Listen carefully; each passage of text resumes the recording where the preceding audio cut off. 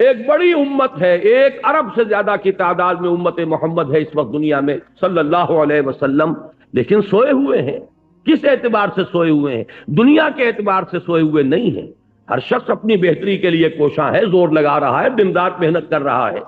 دین کے اعتبار سے سو گئے، بحیثیت امت محمد جو ذمہ داری تھی اس کے اعتبار سے سوئے ہوئے۔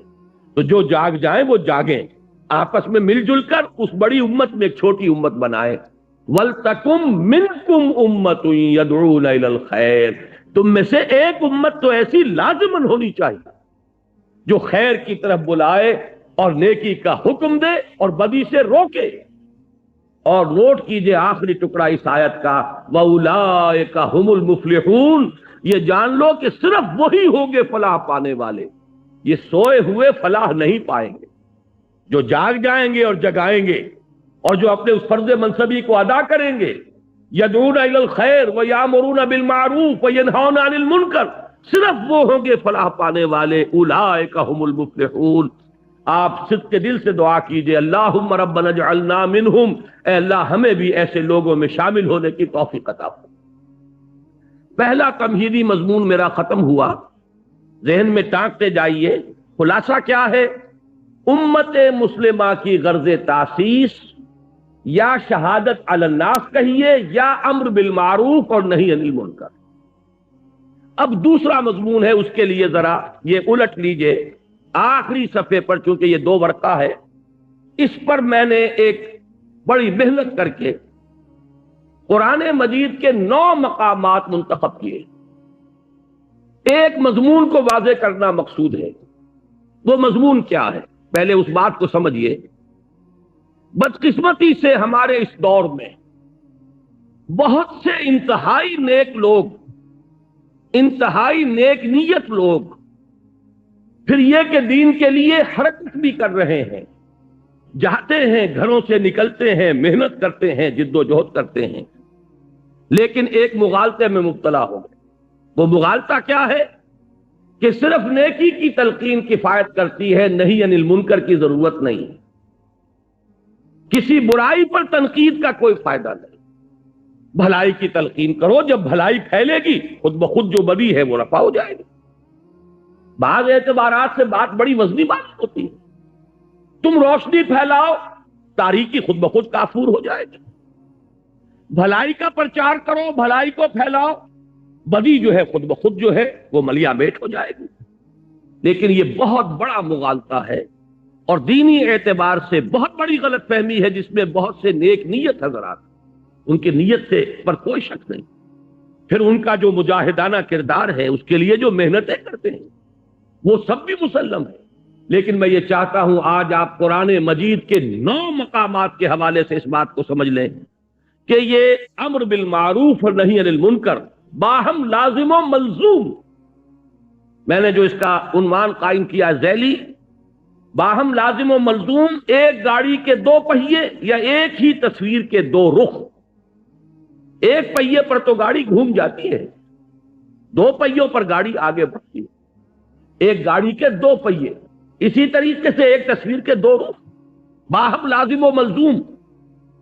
اس کو چونکہ بڑی اہمیت کے ساتھ ذہن نشین کرانا مقصود ہے، تو میں نے یہ 9 مقامات قرآن مجید کے نکالے، جس سے یہ ثابت ہو جائے یہ دونوں لازم ہیں، لازم و ملزوم۔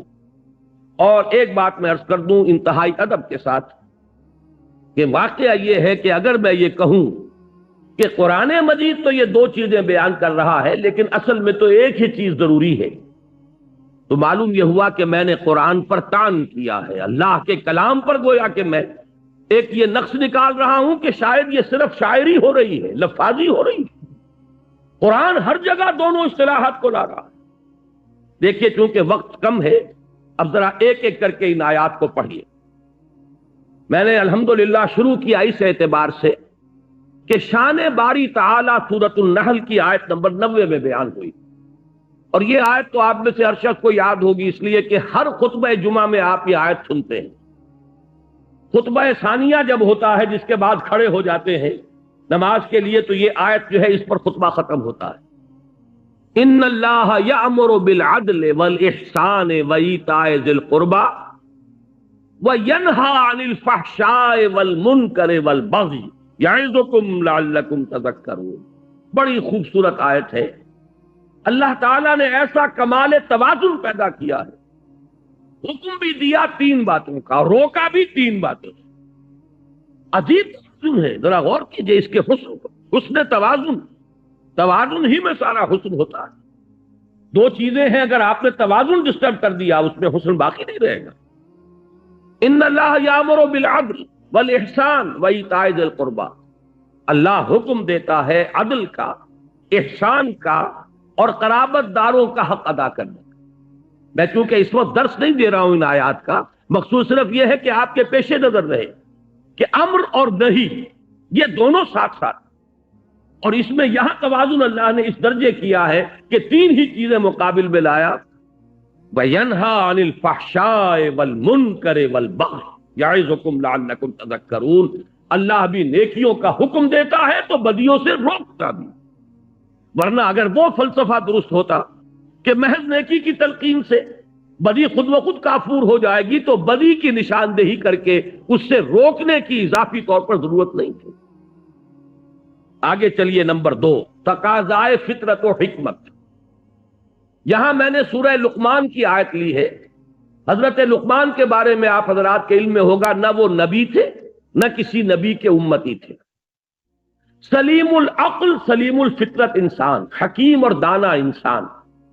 انہوں نے اپنے غور و فکر سے جو نتائج اخذ کیے ہیں وہ ہیں جو قرآن مجید نے سورہ لقمان کے دوسرے رکوع میں جو وصیتیں انہوں نے اپنے بیٹے کو کی تھی، وَإِذْ قَالَ لُقْمَانُ لِابْنِهِ وَهُوَ يَعِظُهُ يَا بُنَيَّ لَا تُشْرِكْ بِاللَّهِ، یہاں سے قرآن مجید نے حضرت لقمان کو امر بنا دیا، اس لیے کہ ان کا ذکر جب تک قرآن ہے ان کا ذکر موجود ہے، اور ہمیشہ قرآن رہے گا ان کا ذکر موجود رہے گا۔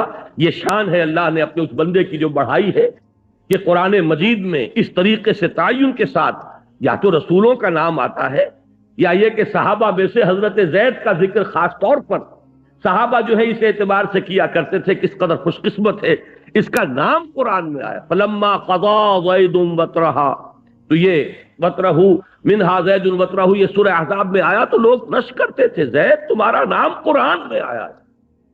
ایسے ہی یہ ایک حکیم اور دانا انسان۔ اب ان کی اسی لیے میں نے عنوان قائم کیا تقاضائے فطرت و حکمت۔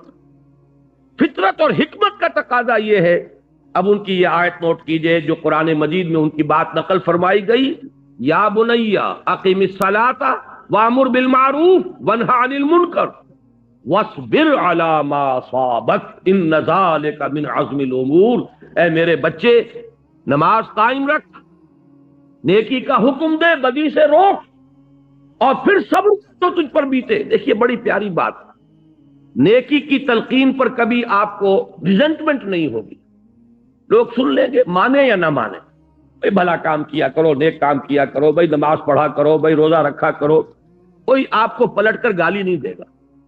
یہ دوسری بات ہے کہ جیسے چکنے گھڑے پر پانی پڑتا ہے اور نکل جاتا ہے، اور ایک کان سے سنا دوسرے کان سے نکال دیا، لیکن اصل میں جب جوابی کارروائی ہوتی ہے لوگوں کی طرف سے، جب آپ کسی بدی پر روکے اس وقت پھر ریزنٹمنٹ ہوتی ہے، اس وقت پھر جو ہے ریٹیلیشن ہوتی ہے۔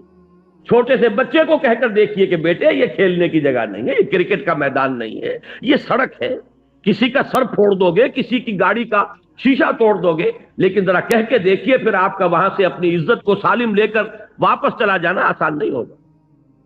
چھوٹی سی چھوٹی بات کہہ کر دیکھیے کسی کو۔ اس لیے یہاں حضرت لقمان فرما رہے ہیں میرے بچے نماز کو قائم رکھ، نیکی کا حکم دے، بدی سے روک، اور پھر جو آئے اسے جھیل، برداشت، صبر کر۔ وَاصْبِرْ عَلَىٰ مَا أَصَابَكَ، یہی تو ربط ہے سورۃ العصر میں، وَالْعَصْرِ إِنَّ الْإِنسَانَ لَفِي خُسْرٍ إِلَّا الَّذِينَ آمَنُوا وَعَمِلُوا الصَّالِحَاتِ وَتَوَاصَوْا بِالْحَقِّ وَتَوَاصَوْا بِالصَّبْرِ۔ حق کی وصیت کر کے ظاہر بات ہے کہ پھر آپ کو صبر کی بھی ضرورت پیش آئے۔ تیسری چیز پر آئیے، شان محمد صلی اللہ علیہ وسلم۔ یہ سورہ اعراف کی ایک آیت ہے۔ اس کا پس منظر یہ ہے کہ جب حضرت موسیٰ علیہ السلام کو اللہ تعالیٰ نے کوہ طور پر بلا لیا تھا 30 راتوں کے لیے، پھر وہ بڑھا کر 40 راتیں کی گئی، اور وہاں ان کی عدم موجودگی میں بنی اسرائیل نے بچڑے کی پرستی شروع کر دی، تو جب وہ واپس آئے ہیں تو بہت غضبناک ہوئے، وہ تو آپ کے علم میں پورا واقعہ ہے۔ پھر سب سے بڑی توبہ ہوئی ہے تاریخ میں، 70,000 یہودی قتل ہوئے ہیں اس مرتد ہونے کی پاداش میں۔ ہر قبیلے میں سے جنہوں نے شرک کیا تھا، تو جو لوگ توحید پر قائم رہے انہیں حکم دیا گیا کہ اپنے رشتہ داروں کو ذبح کرو۔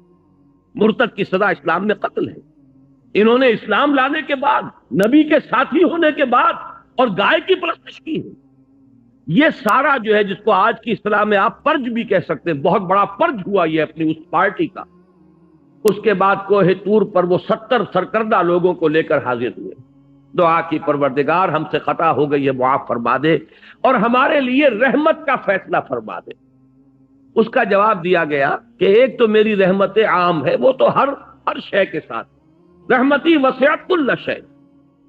ایک میری خاص رحمت ہے جو میں نے لکھ دی ہے اپنے ان بندوں کے لیے جو میرے رسول نبی امی پر ایمان لائیں گے صلی اللہ علیہ وسلم۔ یہ سورہ اعراف کی آیت نمبر 157 ہے۔ اس نبی امی کی جو شان بیان ہوئی ہے صلی اللہ علیہ وسلم، وہ آیت ہے یہ، الذین یتبعون الرسول النبی الامی الذی یجدونہ مکتوبا عندہم فی التوراۃ والانجیل۔ وہ لوگ کہ جو پیروی کریں گے میرے رسول نبی امی کی، جس کو وہ دیکھیں گے، موجود پائیں گے لکھا ہوا اپنے پاس تورات اور انجیل میں، یعنی جن کی پیشین گوئیاں درج ہوں گی۔ اب وہ نبی جب آئیں گے کیا کریں گے؟ دیکھیے پہلا کام کیا ہے، یامرہم بالمعروف وینہاہم عن المنکر ویحل لہم الطیبات ویحرم لہم الخبائث۔ نبی جب آئیں گے میرے نبی امی، میرے رسول نبی امی صلی اللہ علیہ وسلم، کیا کریں گے؟ انہیں نیکیوں کا حکم دیں گے، بدی سے روکیں گے، ان کے لیے طیب چیزوں کو حلال ٹھہرائیں گے اور ناپاک اور گندی اور خبیث چیزوں کو حرام ٹھہرائیں گے۔ لیکن اس میں پہلی شے جو آ رہی ہے وہ کیا ہے؟ وہی گاڑی کے دونوں پہیے لازم و ملزوم، یامرہم بالمعروف وینہاہم عن المنکر۔ نمبر 4، شان صحابہ رضی اللہ تعالیٰ عنہ۔ اب آپ نے نوٹ کیا ہوگا میں درجہ بدرجہ سیڑھی اتر رہا ہوں۔ شان باری تعالیٰ سب سے اوپر، پھر وہ فطرت اللہ التی فطر الناس علیہا، اس کو انسانوں کی فطرت کو کہا گیا فطرت اللہ، اس لیے نمبر 2 پر اس کو لایا ہوں۔ نمبر 3 پر رسول صلی اللہ علیہ وسلم، نمبر 4 پر صحابہ، درجہ بدرجہ نیچے اتر رہے ہیں۔ صحابہ کی شان کیا ہے؟ سورہ توبہ کی آیت نمبر 71، والمومنون والمومنات بعضهم اولیاء بعض یامرون بالمعروف وینہون عن المنکر۔ مومن مرد اور مومن عورتیں آپس میں ایک دوسرے کے ساتھی ہیں، پشت پناہ ہیں، مددگار ہیں، حمایتی ہیں، اور ان کی شان کیا ہے؟ یامرون بالمعروف وینہون عن المنکر، نیکی کا حکم دیتے ہیں، بدی سے روکتے ہیں۔ اس کا ذرا کانورس بھی دیکھ لیجئے۔ یہ کانورس کا لفظ شاید میری عمر کے لوگوں کو یاد آیا ہو جنہوں نے انگریزی میں میٹرک میں جیومیٹری پڑھی تھی۔ ہر تھیورم کا ایک کانورس ہوتا تھا، ایک نظریہ ہے، ایک اس کا عکس ہے، تو اس کا بھی ایک عکس ہے۔ منافقین کی شان بیان ہوئی ہے، کیفیت منافقین، اسی سورہ توبہ کی آیت نمبر 67 میں، المنافقون والمنافقات بعضهم من بعض یامرون بالمنکر وینہون عن المعروف۔ لفظ دونوں یہاں بھی آ گئے۔ یہ منافق مرد اور منافق عورتیں یہ ایک دوسرے میں سے ہیں، یہ ایک دوسرے کے ساتھی ہیں، پشت پناہ ہیں، مددگار ہیں۔ وہ کیا کرتے ہیں؟ وہ نیکی سے روکتے ہیں اور بدی کا حکم دیتے ہیں۔ یہاں میں ذرا ایک حدیث بھی آپ کو سنا دوں۔ ایک مرتبہ حضور نے صحابہ کرام سے فرمایا، تم لوگوں کا کیا حال ہوگا؟ کیف انتم اذ لا تأمرون بالمعروف ولا تنہون عن المنکر؟ کیا حال ہو جائے گا مسلمانوں تمہارا جب تم نیکی کا حکم دینا چھوڑ دو گے اور بدی سے روکنا چھوڑ دو گے؟ صحابہ حیران ہوئے، ان کے لیے تو یہ ناقابل قیاس، ناقابل گمان بات۔ انہوں نے کہا اوا کائن ذالک یا رسول اللہ، انہوں نے حیرت کے ساتھ کہا ہے اللہ کے رسول کیا ایسا ہونے والا ہے؟ آپ نے فرمایا بل اشد من ذالک سیکون، تم اسی پر حیران ہو رہے ہو میرے صحابہ اس سے بھی زیادہ شدید کیفیت پیدا ہو جائے گی۔ اب وہ حیران ہوئے وہ کیا ہوگی؟ فرمایا تامرون بالمنکر وتنہون عن المعروف، وہ دور بھی آ جائے گا کہ تم منکر کا حکم دو گے اور بدی کا حکم دو گے اور نیکی سے روکو۔ یہ وہ شان ہے منافقین کی کیفیت۔ گویا کہ حضور نے فرمایا ایک وقت آئے گا میری امت میں یہ نفاق عام ہو جائے گا۔ آج آپ کا معاشرہ وہی ہے، نیکی کے راستے پر چلنا بہت مشکل، بدی کے راستے کھلے ہیں، کشادہ ہیں، کوئی ریزسٹنس ہے ہی نہیں۔ کوئی نوجوان ذرا داڑھی رکھ لے، تمام رشتہ دار، اعزاء، قریب، والدین وہ اس کے سر کو اس پر سوار ہو جائیں گے۔ تم نے کیا کیا؟ ذرا گھر میں کوئی شرعی پردہ کر کے نافذ کر کے دیکھیے، you will be an outcast, آپ اپنے معاشرے سے نکال دیے جائیں گے۔ آپ بالکل، آپ کا تعلق جو ہے وہ معاشرے سے، عزیزوں سے کٹ جائے، کر کے دیکھ لیجیے۔ اس لیے کہ حضور نے فرمایا تھا بل اشد من ذلک سیکون، کہ میری امت پر وہ وقت بھی آنے والا ہے کہ صرف یہی نہیں ہوگا کہ نیکی کا حکم دینا روک دیں گے اور بدی سے روکنا جو ہے وہ چھوڑ دیں گے، بلکہ اشد من ذلک سیکون، اور وہ کیا ہے؟ تامرون بالمنکر وتنہون عن المعروف، جو کہ اس وقت منافقین کی شان تھی۔ آگے آئیے، یہ چھٹی آیت میں ابھی آپ کو سنا چکا ہوں پہلے ہی، امت کا فرض منصبی، کنتم خیر امت اخرجت للناس تامرون بالمعروف وتنہون عن المنکر۔ نمبر 7، دور زوال میں امت مسلمہ کے لیے سہ نکاتی لاہ عمل کا نقطہ عروج، یہ 3 آیات جو یہاں درج ہیں۔ میں نے ایک تقریر کی تھی آپ کے اسی شہر کراچی میں ایک مسجد میں آج سے 4 سال قبل، اس پر مفصل خطاب ان 3 آیات کی روشنی میں ایک لائحہ عمل، کیا کریں اس حال میں، کس طریقے سے صورتحال تبدیل ہو۔ قرآن مجید تو ہمیشہ کے لیے ہدایت اور رہنمائی ہے، اس نے اس دور کے لیے بھی ہدایت دی ہے، بعد والے دور کے لیے بھی ہدایت دی۔ اس دور زوال میں اگر یہاں سے اب اوپر اٹھنے کے لیے آپ کو لائحہ عمل درکار ہے تو بھی رجوع کیجئے قرآن کی طرف۔ قرآن مجید نے ان 3 آیات میں سورہ آل عمران کی آیات 102، 103، 104 ایک سہ نکاتی لائحہ عمل دیا ہے، جس میں آخری بات وہ ہے جو ابھی میں نے آیت آپ کو سنائی تھی، وَلْتَكُمْ مِنْكُمْ أُمَّةٌ يَدْعُونَ إِلَى الْخَيْرِ وَيَأْمُرُونَ بِالْمَعْرُوفِ وَيَنْهَوْنَ عَنِ الْمُنْكَرِ وَأُولَئِكَ هُمُ الْمُفْلِحُونَ۔ پہلا نقطہ یہ ہے کہ ہر شخص تقوی اختیار کرے۔ دوسرا نقطہ یہ ہے کہ مل جل کر بنیان مرصوص بنو، قرآن مجید کی رسی کو مضبوطی سے تھام لو، اللہ کی رسی، وَاعْتَصِمُوا بِحَبْلِ اللَّهِ جَمِيعًا۔ اور تیسرا نقطہ ضربہ سلام کیا ہے اس کا؟ وَلْتَكُمْ مِنْكُمْ أُمَّةٌ يَدْعُونَ إِلَى الْخَيْرِ وَيَأْمُرُونَ بِالْمَعْرُوفِ وَيَنْهَوْنَ عَنِ الْمُنْكَرِ وَأُولَئِكَ هُمُ الْمُفْلِحُونَ۔ تم میں سے ایک جماعت تو ایسی قائم ہونی چاہیے جو یہی 3 کام کرے اور کوئی کام نہ کرے۔ میں یہاں پر عرض کر دوں کہ واقعہ یہ ہے کہ آج وہ بعد میں تفصیل سے گفتگو ہوگی، ہماری دینی جماعتیں بھی اپنے اصل ہدف سے ہٹ چکی۔ اس وَلْتَكُمْ مِنْكُمْ أُمَّةٌ، اس کے کرنے کے صرف 3 کام قرآن نے بتائے، خیر کی طرف دعوت، نیکی کا حکم، بدی سے روکنا۔ یہ پاور پالیٹکس میں اپنے آپ کو ملوث کر لینا، کبھی کسی کا پاسنگ بن جانا، کبھی کسی کا ضمیمہ بن جانا، ادھر سے ادھر جو سیاسی اعتبار سے لڑکتے رہے ہیں، یہ در حقیقت اپنے اصل ہدف سے ہٹ جانے کی بنا پر، وہ تیر نیم کش جس کا نہ ہو کوئی ہدف، اپنے اصل ہدف سے، ہمارے یہ جو لائحہ عمل کا جو ہدف ہے اس سے ہٹ چکے ہیں۔ بہرحال اس کے ضمن میں عرض کر دوں کہ وہ جو میں نے تقریر کی تھی،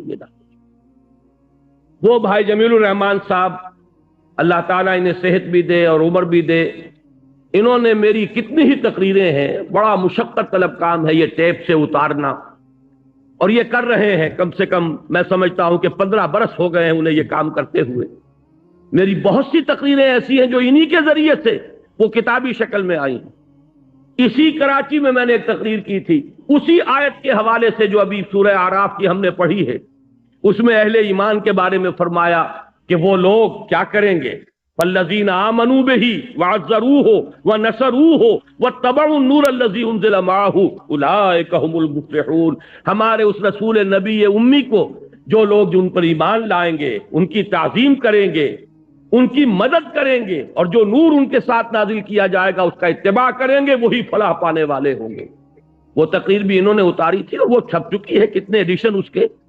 نبی اکرم صلی اللہ علیہ وسلم سے ہمارے تعلق کی بنیادیں، الحمدللہ بہت پسند کیا گیا وہ عوام میں، خواص میں، اس لیے کہ ایک بالکل نقطہ نظر سامنے آیا۔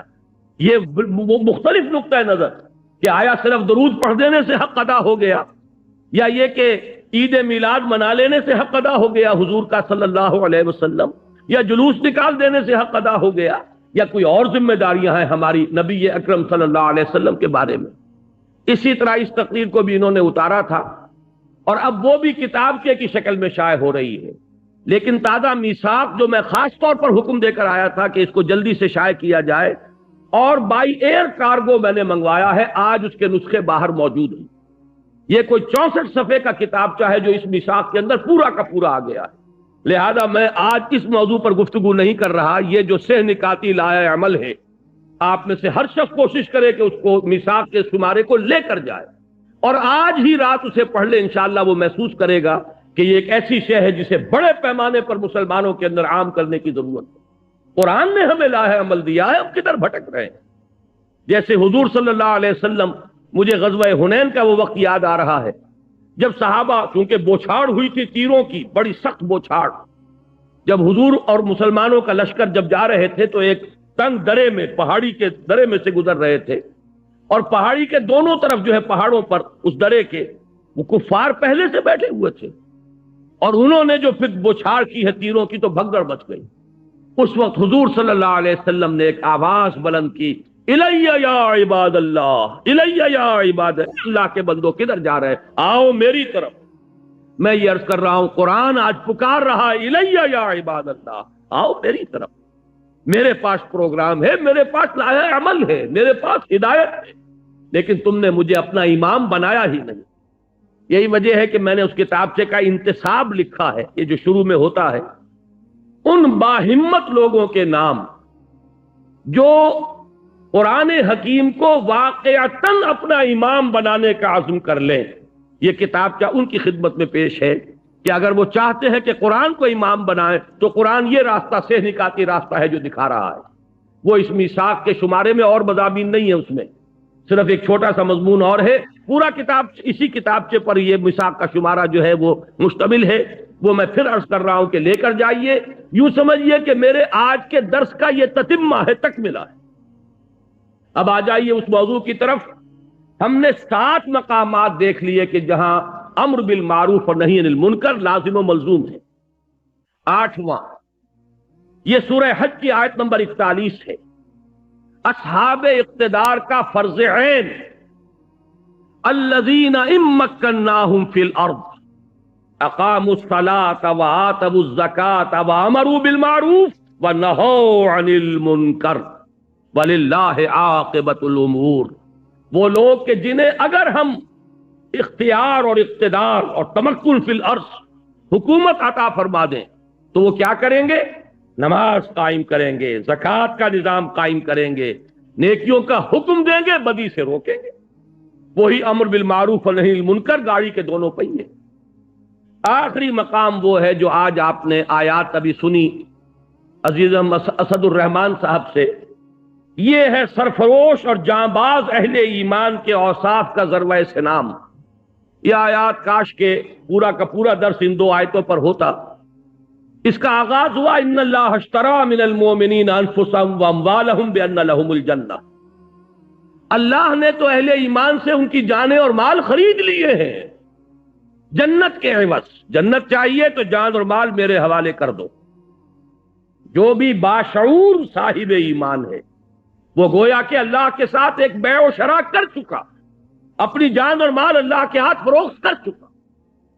لہذا اسی کا مظہر یہ تھا کہ وہ لوگ سرفروشی اور جاں فشانی، جب پکارا گیا میدان میں آ گئے جان ہتھیلی پر رکھ کر۔ اب یہ جو لوگ ہیں ان کے کچھ اوصاف ہیں جو اگلی آیت میں بیان ہوئے۔ میں پورا آیت کا اس پر ترجمہ نہیں کر رہا، اتنا وقت نہیں ہے، لیکن ذرا نوٹ کیجئے، یہ سرفروش لوگ، فدائین لوگ، اللہ تعالیٰ مجھے اور آپ کو توفیق دے کہ ہم بھی یہ تمنا یہ رکھیں جیسے حضور نے فرمایا صلی اللہ علیہ وسلم، لوددت ان اقتل فی سبیل اللہ ثم احیا ثم اقتل، میری بڑی خواہش اور آرزو ہے کہ میں اللہ کی راہ میں قتل ہو جاؤں، پھر مجھے زندہ کیا جائے، پھر ایک مرتبہ اللہ کی راہ میں قتل ہو جاؤں۔ تو یہ خواہش ہمارے دلوں میں بھی آ جائے، لیکن اس خواہش کے ساتھ ساتھ کچھ اوصاف اپنے اندر پیدا کرنے ہوں گے۔ وہ اوصاف کیا ہے؟ التائبون، العابدون، الحامدون، السائحون، الراکعون، الساجدون، الآمرون بالمعروف والناہون عن المنکر والحافظون لحدود اللہ وبشر المؤمنین۔ پہلا وصف توبہ کرنے والے، رجوع کرنے والے، خطا ہو گئی، غلطی ہو گئی، فوراً توبہ کرے، رجوع کرے۔ عابدون، اللہ کے عبادت گزار، اس کے اطاعت شعار، اس کی بندگی کو اپنی زندگی کا اصول بنا لینے والے۔ الحامدون، اللہ کی حمد و ثنا میں مصروف رہنے والے۔ السائحون، لذات دنیاوی سے کنارہ کشی کر لینے والے۔ الراکعون، رکوع کرنے والے اللہ کی جناب میں۔ الساجدون، سجدے کرنے والے اللہ کی بارگاہ میں۔ الآمرون بالمعروف، نیکی کا حکم دینے والے۔ والناہون عن المنکر، اور بدی سے روکنے والے۔ والحافظون لحدود اللہ، اور اللہ کی حدود کی حفاظت کرنے والے۔ وبشر المؤمنین، اے نبی ایسے اہل ایمان کو بشارت دے دیجیے، ان کی کامیابی جو ہے اس کی خوشخبری انہیں سنا دیجیے۔ یہ ضربہ سلام ہے، اس لیے کہ یہاں پر امر بالمعروف اور نہی عن المنکر سے بھی اگلا قدم بیان کر دیا گیا۔ وہ کیا ہے؟ الحافظون لحدود اللہ۔ آپ کے ذہن میں ہوگا کہ میں انقلاب اسلامی کے مراحل کئی مرتبہ بیان ہو چکے ہیں، کتابی شکل میں بھی موجود ہیں۔ آخری مرحلہ کیا ہے؟ میں نے عرض کیا ہے ڈیمونسٹریشن، میدان میں آ جانا۔ اب یہ غلط کام ہم نہیں ہونے دیں گے، نہیں عن المنکر بالیک، طاقت کے ساتھ چیلنج کر دینا کہ یہ کام اب تک تو ہم خوشامد کر رہے تھے، اب تک ہم کہہ رہے تھے کہ خدا کے لیے باز آ جاؤ، اب نہیں ہونے دیں گے، ہماری لاشوں پر ہوگا، جیتے جی نہیں ہونے دیں گے۔ یہ ہے حفاظت اللہ کے حدود کی۔ آپ کو معلوم ہے کہ آپ کی فوج، اس کا مقصد کیا ہے؟ یہ جو ارب روپیہ خرچ ہوتا ہے فوج پر، آپ کے بجٹ کا بہت بڑا حصہ صرف ہوتا ہے فوج پر، کیا مقصد ہے اس کا؟ آپ کی زمین کے ایک ایک چپے کے محافظ بن کر کھڑے ہو جائیں، سرحدوں کے محافظ بن کر کھڑے ہو جائیں، جان دے دیں، لیکن یہ کہ ایک چپا زمین کا، ایک انچ جو ہے اس ملک کی، وہ دشمن کے حوالے کرنے کے لیے تیار نہ ہو۔ ابھی 16 کروڑ نہیں، تقریباً 20 کروڑ روپیہ جو ہے ایکسرسائز پر خرچ ہو گیا۔ یہ ایکسرسائز کاہے کے لیے؟ تاکہ ہماری افواج چاق و چوبند رہیں، تیار رہیں، کوئی بھی صورتحال پیدا ہو جائے سست پڑے ہوئے نہ ہو، زنگ نہ لگا ہوا ہو کہیں۔ یہ سب کچھ کس لیے؟ حفاظت، حدود اللہ، حدود ارضی کی حفاظت، زمین کے وطن کی حدود کی حفاظت۔ اسی طرح اللہ کی بھی حدود ہیں۔ تلک حدود اللہ فلا تقربوها، دیکھو یہ اللہ کی حدود ہے، اس کے قریب نہ پھٹکو۔ کہیں آتا ہے فلا تعتدوها، یہ اللہ کی حدود ہے، انہیں پامال نہ کرو، ان سے تجاوز نہ کرو۔ یہ حدود اللہ۔ اب اللہ کا ایک بندہ، وہ سرفروش، ان اللہ اشترى من المؤمنین انفسهم واموالهم بان لهم الجنہ، جو جان اور مال بیچ چکے اللہ کے ہاتھ، وہ در حقیقت اس کی چوٹی کیا ہے؟ وہ اللہ کے حدود کا محافظ بن کر کھڑا ہو جائے۔ میرے جیتے جی یہ حد لا کی حد جو ہے یہ پامال نہیں کی جائے گی، میں زندہ رہوں اور اللہ کی حدود جو ہے پامال کر دی جائے، نہیں ہوگا۔ جب یہ الفاظ میں کہہ رہا ہوں، مجھے حضرت ابوبکر صدیق یاد آ گئے رضی اللہ تعالی عنہ۔ انہوں نے یہی فرمایا تھا، ایبدل الدین وانا حی، کیا دین کے اندر تغیر کر دیا جائے گا جبکہ میں ابھی زندہ ہوں؟ میری زندگی میں نہیں ہو سکتا۔ جبکہ کچھ لوگوں نے زکوٰۃ دینے سے انکار کیا تھا، اور کچھ حضرات نے مشورہ دیا تھا، آپ یہ اتنے سارے محاذ ایک دم نہ کھول لیجئے۔ ایک طرف تو مدعیان نبوت ہے، کھلم کھلا مرتد، ٹھیک ہے، ان کے خلاف تو اقدام کیجئے، لیکن انہوں نے کسی نبی کو تو نہیں مانا ہے، کسی چیز کا انکار نہیں کیا ہے، کلمہ پڑھ رہے ہیں، آپ ان کے خلاف جو ہے محاذ نہ کھولیے، اس لیے کہ اس وقت بڑے حالات مخدوش ہیں۔ تو الفاظ کیا تھے ابو بکر صدیق کے؟ کیوں بن گئے وہ افضل البشر بعد الانبیاء بالتحقیق؟ یہ مقام جو حاصل ہوا ہے، ایبدل الدین، کیا دین کے اندر تبدیلی کر دی جائے گی؟ وَأَنَا حَيٌّ، اس حال میں کہ میں زندہ ہوں؟ نہیں ہو سکتا۔ فرمایا تھا انہوں نے، جب حضرت عمر نے یہ کہا تھا، مشورہ دیا تھا کہ اس وقت حالات ٹھیک نہیں ہیں، آپ ایک طرف جو جیش اسامہ ہے اس کو بھی نہیں روک رہے، روم کے ساتھ ٹکراؤ جو ہے اسے بھی جاری رکھ رہے ہیں، اس دلیل پر کہ حضور نے جو جھنڈا باندھ دیا تھا میں اسے کیسے کھول دوں؟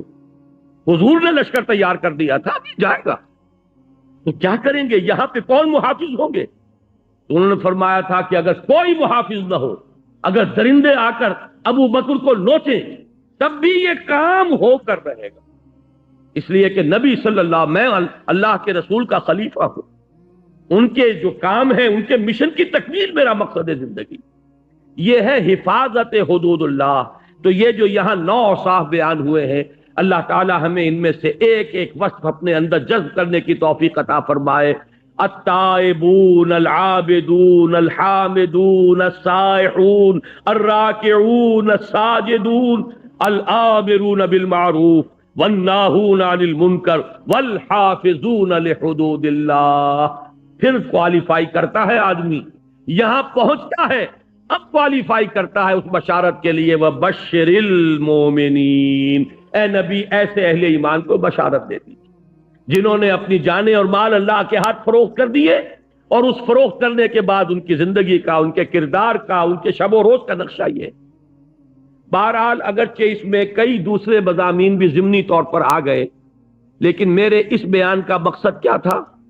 اس حقیقت کو واضح کرنا کہ امر بالمعروف اور نہی عن المنکر انسیپریبل ہے، ان کو ایک دوسرے سے جدا نہیں کیا جا سکتا، یہ ایک ہی حقیقت کے اجزاء لا ینفک ہیں، لا ینفک غیر منفک، جس کو علیحدہ نہیں کیا جا سکتا۔ یہ غلط فہمی رفع ہو جانی چاہیے۔ یہ مغالطہ جنہیں بھی ہیں انہیں اللہ تعالیٰ ان کو اپنے اس مغالطے پر متنبہ اور مطلع ہونے کی توفیق عطا فرمائے۔ ہمارا کام یہی ہے کہ جو بات کتاب و سنت سے سمجھ میں آتی ہے اسی کو ہم لوگوں کے سامنے بیان کریں اور عام کریں۔ باقی یہ ہے کہ لوگوں کے دل میں اور ان کے ذہن کے اندر ان باتوں کا ڈالنا یہ اللہ کے ہاتھ میں، یہ کسی انسان کے بس میں نہیں۔ میں پہلے ہی عرض کر چکا ہوں، نیکی بھی ہے، تقویٰ بھی ہے، جد و جہد بھی ہے، حرکت بھی ہے، محنت بھی ہے، لیکن ایک بہت بڑا مغالطہ کہ صرف بھلائی کی تلقین، صرف نیکی کی تلقین، صرف فضائل کی تلقین کے ذریعے سے سارے معاملات دور صحیح ہو جائیں گے، ساری گندگیاں دھل جائیں گی، یہ ممکن نہیں ہے۔ قرآن مجید 9 مقامات پر اگر امر بالمعروف اور نہی عن المنکر کو متوازن طریقے سے، بالکل بیلنس اجزاء لا ینفک کی حیثیت سے بیان کر رہا ہے، تو ہم میں سے کسی کو یہ حق نہیں پہنچتا کہ اس میں سے کسی ایک کو غیر ضروری یا اضافی قرار دے دے، معاذ اللہ ثم معاذ اللہ۔ اب پلٹ لیجئے، اب تیسری بات جو ہے، میں آج ذرا کچھ مختلف انداز میں درس دے رہا ہوں۔ اب تک میں نے 2 باتیں عرض کی، ایک یہ کہ امت مسلمہ کی غرض تاسیس کے لیے قرآن کی اصطلاحات 2 ہیں، شہادت علی الناس اور امر بالمعروف نہی عن المنکر۔ نمبر 2 یہ کہ امر بالمعروف نہی عن المنکر یہ ایک ہی حقیقت کے 2 پہلو ہیں، یہ لازم و ملزوم ہیں، یہ ایک ہی گاڑی کے 2 پہیے ہیں۔ اب تیسری بات یہ ہے کہ ان میں اہم تر نہی عن المنکر ہے۔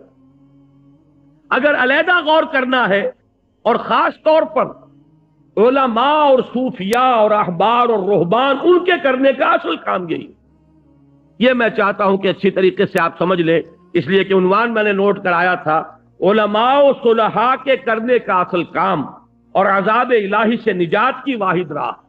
اس کے ضمن میں یہ چند آیات کا ترجمہ سن لیجئے، اور پھر یہ 3 احادیث ہیں جو ہمیں پڑھنی ہے۔ بڑی محنت کے ساتھ اسے چھپا کر لایا ہوں آپ کے لیے، بہت مواد ہے ان 2 اوراق کے اندر، 4 صفحے ہیں، لیکن آپ جا کر غور کریں گے یہ پوری کتاب کا مضمون ہے جو اس کے اندر جمع کر دیا گیا ہے۔ لیکن یہ کہ آپ کے پاس یہ بڑا ہینڈی رہے گا، آپ کی جیب میں رکھا رہے گا، غور کرتے رہیے، ان آیات کو یاد کرتے رہیے، یہ احادیث ہر وقت آپ کے سامنے رہیں، آپ لوگوں کو سمجھائیے، سنائیے۔ اور یہ احادیث کا عکس میں نے لیا ہے اور اس کو شائع کیا ہے مکمل حوالوں اور متن کے ساتھ۔ اگر ویسے ہی تقریر کے اندر صرف حدیث کا مفہوم آ جائے تو یاد نہیں رہتا، آگے آپ بات کر نہیں سکتے۔ دیکھیے سورہ مائدہ میں بنی اسرائیل پر تنقید ہوئی ہے، بنی اسرائیل کے بارے میں جو بھی میری تقاریر میں شریک ہوتے رہے ہیں، بارہا وہ حدیث سامنے آئی، اور آج وہ میثاق کے اندر بھی آپ کو وہ حدیث مل جائے گی کہ حضور نے خبر دی تھی کہ میری امت میں بھی وہ ساری خرابیاں پیدا ہوں گی جو بنی اسرائیل میں پیدا ہوئی، یہاں تک کہ اگر وہ گوہ کے بل میں گھسے تھے تو میری امت بھی گھسے گی، اور اگر ان میں کوئی بدبخت ایسا اٹھا تھا جس نے اپنی ماں سے زنا کیا ہو تو میری امت میں بھی کوئی نہ کوئی ایسا پیدا ہوگا جو یہ حرکت شنیع کرے گا۔ اسی کے حوالے سے ذرا بنی اسرائیل پر جو تنقید قرآن نے کی ہے سورہ مائدہ میں، اس کو پڑھیے۔ فرمایا وَتَرَىٰ كَثِيرًا مِّنْهُمْ، یہ آیات نمبر 62 اور 63 ہیں، اور تم دیکھتے ہو ان میں سے بہت سو کو یسارعون فی الاسم والعدوان واکلہم السحت، مسارعت کہتے ہیں ایک دوسرے سے آگے نکلنے کی کوشش، دوڑ لگی ہوئی ہے ان میں، کہنے کو مسلمان، کہنے کو اللہ کے نام لیوا، کہنے کو موسیٰ کے امتی، کہنے کو تورات کے ماننے والے، سینکڑوں نبیوں کے نام لیوا، ابراہیم کے نسل سے، لیکن حال کیا ہے عملاً؟ ترا کثیرا منہم یسارعون فی الاسم والعدوان واکلہم السحت، تین کاموں میں ایک دوسرے سے بڑھنے کی کوشش کر رہے ہیں۔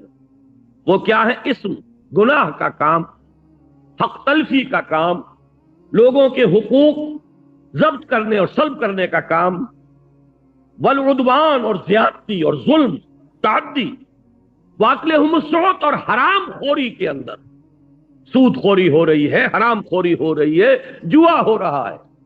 آپ کے اس ملک میں جتنے بڑے پیمانے پر جوا ان دنوں میں ہوا ہے، آپ کو معلوم ہے وہ سیور رائفل جو ہے وہ اتنا کروڑوں بلکہ اربوں کے روپے میں، آپ کی حکومت کی ذمہ دار وزیر اعظم، اس نے یہاں تک کہہ دیا کہ یہ ہمارے باقی ٹیکسز ویکسز جو ہے، میں تو وزیر خزانہ سے کہنے والی ہوں کہ سب کو چھوڑو اور یہ دھندا شروع کرو۔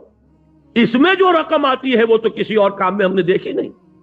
یہ کون سے لوگ؟ وہی مسلمان، وہی محمد کے نام لیوا، وہی وہ ان انعامات کی امید میں جوا کھیلنے والے، وہی لاکھوں لوگوں نے اگر حصہ لیا ہے تو یہ کوئی آسمان سے اترنے والی کوئی دوسری مخلوق نہیں تھی، یہ کوئی ہندو نہیں آ گئے تھے، یہودی نہیں آ گئے تھے، یہی امت محمد صلی اللہ علیہ وسلم۔ وہی بات فرمایا وَتَرَىٰ كَثِيرًا مِّنْهُمْ، تم دیکھتے ہو ان میں سے بہت سو کو یسارعون فی الاسم والعدوان واکلہم السحت، کہ یہ ایک دوسرے سے آگے نکلنے کی کوشش کر رہے ہیں، گناہ میں، زیادتی میں، ظلم میں اور حرام خوری میں۔ لبئس ما کانوا یعملون، بہت برا عمل ہے جو وہ کر رہے ہیں۔ لولا ینہاہم الربانیون والاحبار عن قولہم الاسم واکلہم السحت، کیوں نہیں روکتے انہیں ان کے علماء اور ان کے صوفیاء؟ یہ نوٹ کیجئے، ربانیون اور احبار، احبار جمع حبر کی، حبر کہتے ہیں بہت بڑے عالم کو۔ آپ نے سنا ہوگا حضرت عبداللہ ابن عباس رضی اللہ تعالی عنہما کو کہا گیا حبر الامہ، امت کے بہت بڑے عالم۔ حبر کی جمع احبار، احبار کہتے ہیں بڑے عالم۔ لولا ینہاہم الاحبار والربانیون، ربانی کسے کہتے ہیں؟ اللہ والے، رب سے ربانی، اللہ والے۔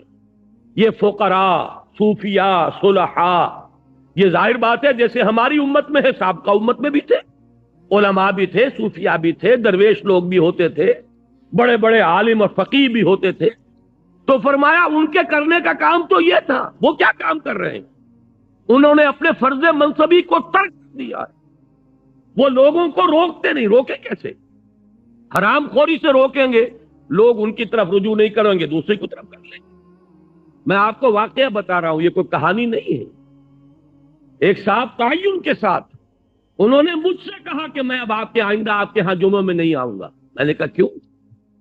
کہنے لگے آپ ہمیں ہر چند جمعوں کے بعد وہ حدیث سنا دیتے ہیں سود کے بارے میں، اور وہ حدیث ظاہر بات ہے سود کے بغیر تو کاروبار تو ہمارا چلتا نہیں، لیکن اب یہ حدیث سننے کا مطلب کیا ہے؟ اس کا تو مطلب یہ ہے کہ ہم لوگ وہ کام کر رہے ہیں جو محمد الرسول اللہ نے فرمایا کہ جو ماں کے ساتھ بدکاری ہے اس سے بھی 1000 گنا زیادہ کام۔ آپ وہ حدیثیں سناتے رہتے، میں آپ کے یہاں نہیں آؤں۔ میں نے کہا ٹھیک ہے، میرا کام تو سنانا ہے، پہنچانا ہے، سمجھانا ہے، سننا چاہو سنو، اللہ تعالیٰ شاید آج نہیں کل توفیق عطا فرما دے۔ لیکن یہ کہ نہیں سننا چاہتے تو میں زبردستی تو نہیں کر سکتا۔ لہذا کیسے کہیں وہ علماء، کیسے کہیں حرام خوری ترک کر دو جن بیچاروں کے لیے معاش کا معاملہ وہیں سے، تنخواہ وہیں سے آ رہی، وہی چودھری لوگ ہیں، وہی سرمایہ دار ہیں، وہی ہیں کہ جو مسجد کا انتظام کرنے والے معتمم ہیں، ان کے کاروبار میں حرام ہے، وہی تو ہیں جو آ کر یہاں پر بہترین قالین بچھاتے ہیں، وہی تو سارا اہتمام کر رہے ہیں۔ لہذا نہیں عن المنکر جب ختم ہو جاتا ہے معاشرے سے، پھر تباہی اور بربادی عام ہو جاتی ہے۔ آج اس مضمون کو سمجھیے، لولا ینہاہم الربانیون والاحبار عن قولہم الاسم واکلہم السحت، کیوں نہیں روکتے انہیں ان کے صوفیاء اور علماء گناہ کی بات کہنے سے اور حرام خوری سے؟ لبئس ما کانوا یصنعون، بہت برا ہے وہ عمل جو انہوں نے اختیار کیا۔ اب آگے چلیے، یہی سورہ مائدہ ہے، اس کی آیات یہ 78 سے 81 تک، یہ 4 آیات ہیں جو آگے آئی۔ فرمایا لعن الذین کفروا من بنی اسرائیل علی لسان داؤد و عیسی ابن مریم، لعنت کی گئی ان لوگوں پر جنہوں نے کفر کی روش اختیار کی بنی اسرائیل میں سے۔ بنی اسرائیل میں تھے، امتی تھے موسیٰ کے، لیکن یہ ہے کہ روش ان کی معصیت کی ہے، گناہ کی ہے، حرام خوری کی ہے، جھوٹ بولنے کی ہے، لہذا ان کو کہا جا رہا ہے لعن الذین کفروا من بنی اسرائیل علی لسان داؤد و عیسی ابن مریم، ان پر اللہ نے لعنت فرمائی حضرت داؤد کی زبان سے اور حضرت عیسیٰ ابن مریم کی زبان سے علیہ الصلوۃ والسلام۔ حضرت داؤد کی زبانی کیا لعنتیں ہوئی ہیں یہ تو آج ہمارے پاس موجود نہیں ہے۔ جو بھی زبور اس وقت ہے، سام جسے کہا جاتا ہے، وہ کتاب جو اولڈ ٹیسٹمنٹ کا حصہ ہے، اس میں ایسی باتیں موجود نہیں ہیں۔ معلوم ہوتا ہے یہودیوں نے وہ چیزیں کھرچ دی جو اللہ تعالیٰ نے ان پر تنقید کی باتیں حضرت داؤد علیہ السلام سے کہلوائی تھی، ان کو انہوں نے ختم کر دیا۔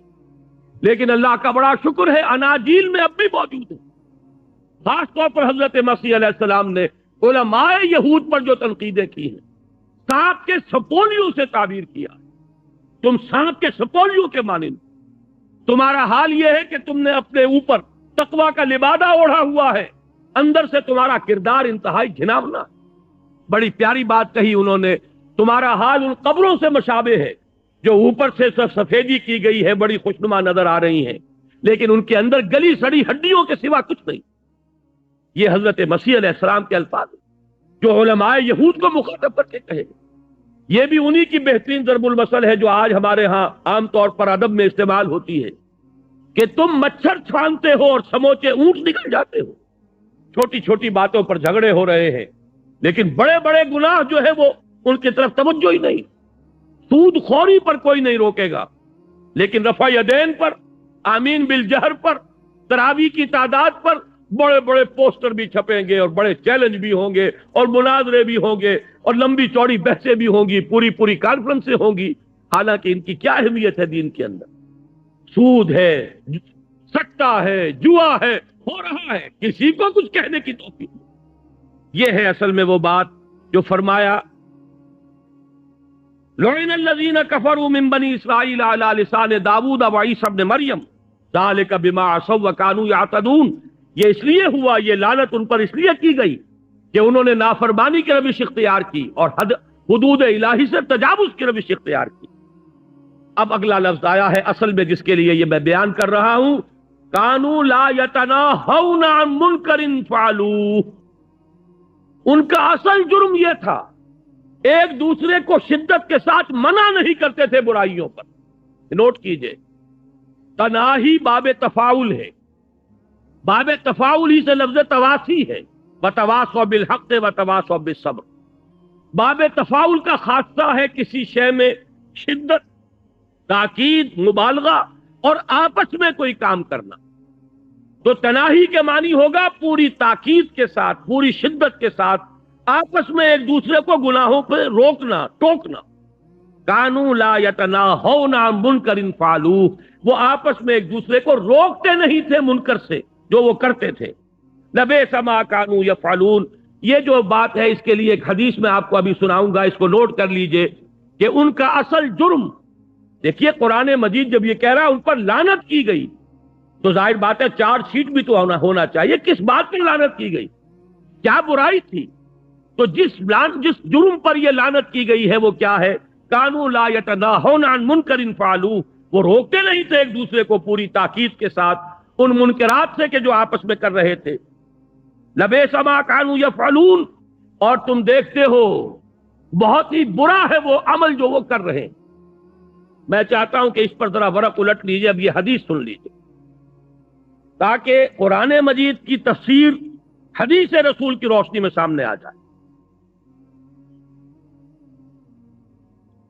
یہاں ایک طرف صفحہ 2 پر یہ پوری حدیث کا متن ہے، عکس ہے ریاض الصالحین سے، یہ ابو داؤد اور ترمذی کی روایت ہے۔ عن ابن مسعود رضی اللہ تعالی عنہ، صفحہ 3 پر اس کا ترجمہ بھی موجود ہے، جا کر آپ اس کو پھر بھی پڑھ سکیں گے۔ اس وقت میرے ساتھ اس کا ترجمہ جو ہے متن کے ساتھ پڑھ لیجئے۔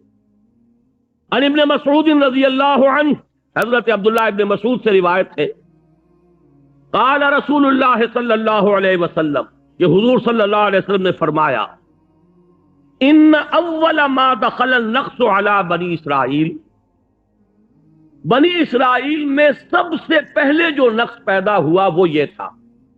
دیکھیے بڑی سے بڑی برائی جو ہے شروع میں کہاں سے اس کا آغاز ہوتا ہے؟ بڑے بڑے بند جب ٹوٹتے ہیں تو شروع میں چھوٹا سا سوراخ ہوتا ہے۔ آپ کو معلوم ہے کہ بڑی بڑی نہریں جو ہے ان کے اندر جب وہ کٹ واقع ہوتا ہے تو بسا اوقات صرف کسی چوہے کے بل کے ذریعے سے پانی جو ہے آتا ہے اور پھر وہ شگاف پڑ جاتا ہے۔ وہ چوہے کا بل کون سا ہے کہ جو قوموں کو برباد کرتا ہے؟ ان اول ما دخل النقص علی بنی اسرائیل، بنی اسرائیل میں جو نقص پیدا ہوا سب سے پہلے وہ یہ تھا، انہ کان الرجل یلقى الرجل، کہ ان میں سے ایک شخص دوسرے شخص سے ملاقات کرتا تھا، فیقول، اور یہ کہتا تھا، یا ھذا، اے فلاں، اتق اللہ، اللہ کا تقوی اختیار کر، ودع ما تصنع، اور جو تم کر رہے ہو اس کو چھوڑ دو، فإنہ لا یحل لک، اس لیے کہ یہ تمہارے لیے جائز نہیں ہے، حلال نہیں ہے۔ یہ سیور ریفل میں نہ لگو، یہ سودی کاروبار میں نہ لگو، یہ کام نہ کرو، یہ جو بے پردگی اختیار کی ہے اس کو چھوڑ دو، یہ چیزیں جائز نہیں ہے، حلال نہیں ہے۔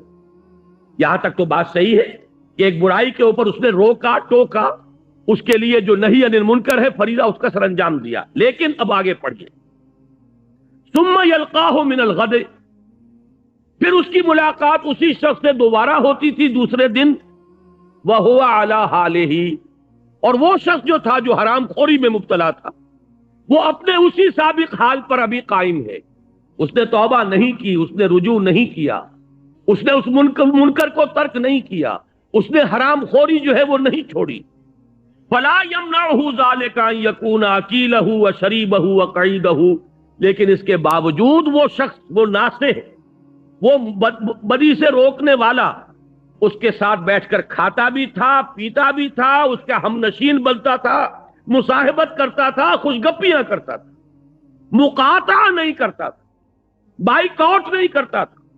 دیکھیے یہ وہ لفظ میں استعمال کر رہا ہوں جو ہر روز آپ پڑھتے ہیں جب وتر میں اندر آپ دعا مانگتے ہیں، دعائے قنوت، وَنَخْلَعُ وَنَتْرُكُ مَن يَفْجُرُكَ، اے اللہ جو بھی تیرا فاجر ہوگا، تیرے احکام کو توڑنے والا ہوگا، ہم اس سے لا تعلقی کر لیں گے، اس سے اپنا تعلق منقطع کر لیں گے۔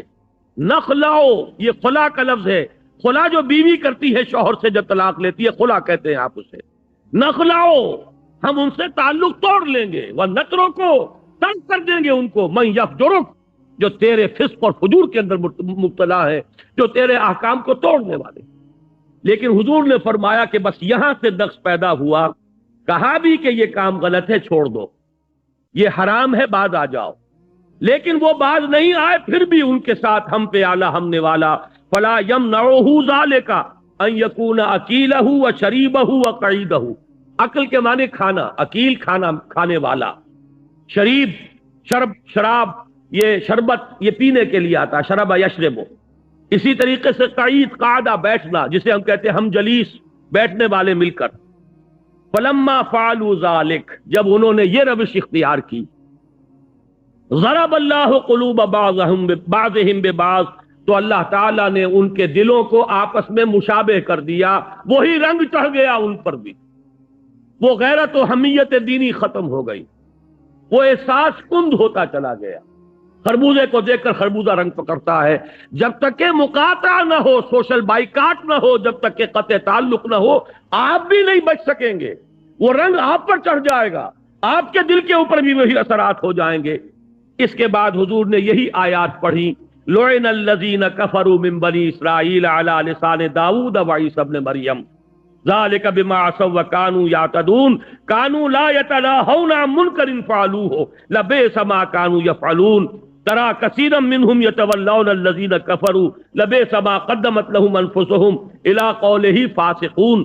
یہ 4 آیات حضور نے تلاوت فرمائی، گویا کہ ان 4 آیات کی گویا کہ یہ شرح ہے مستند جو محمد الرسول اللہ صلی اللہ علیہ وسلم نے اپنے صحابہ کے سامنے بیان کی، کہ ان آیات کا مفہوم کیا ہے کہ بنی اسرائیل میں پہل جو نقص واقع ہوا وہ یہ تھا کہ لوگوں میں احساس تھا، ان کے علماء روکتے بھی تھے کہ خدا کے لیے بعد آ جاؤ، چھوڑ دو، لیکن یہ کہ ان سے قطع تعلق نہیں کرتے تھے، ان کے ہم پیالہ ہم نوالا بنے رہتے تھے، ان کے ساتھ مجلسی روابط قائم رکھتے تھے۔ نتیجہ یہ ہوا کہ وہ تو نہیں بدلے، یہ بدل گئے، ان کے دلوں کی کیفیت تبدیل ہو گئی، ان کے اوپر بھی وہی رنگ چڑھ گیا۔ اس کے بعد جو الفاظ فرمائے ہیں ان آیات کی تلاوت کے بعد، اب وہ پڑھیے، بڑے سخت الفاظ۔